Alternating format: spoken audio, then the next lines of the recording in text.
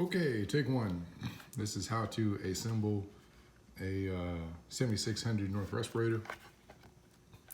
This assumes that these little valves on either end for the filters are still in there. Normally they're not taken out when you wash it. Neither the little rubber valve things in here. And when these start to get ripply, it's time to replace them, because when they start to have little ripples in them, then they don't make a tight seal and it lets moisture in and you really can't see what you're doing.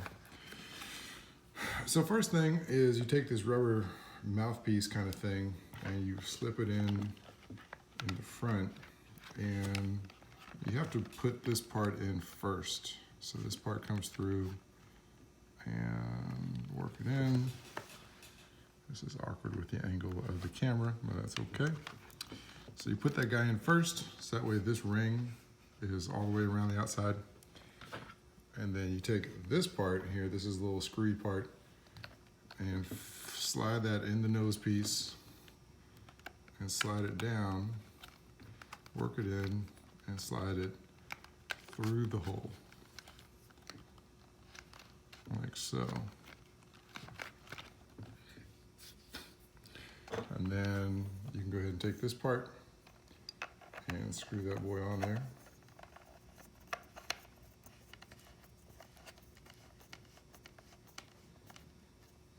And sometimes, depending on if this thing gets really stuck, sometimes you have to like screw this part and take a finger, put it in here behind the nose piece, and like hold that little screwy part and while you're screwing this part in.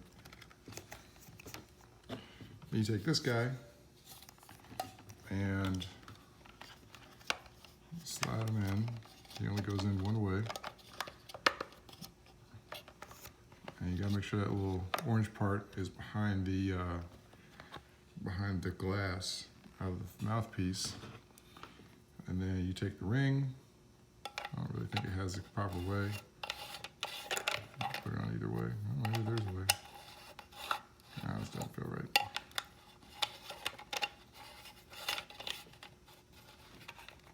Come on.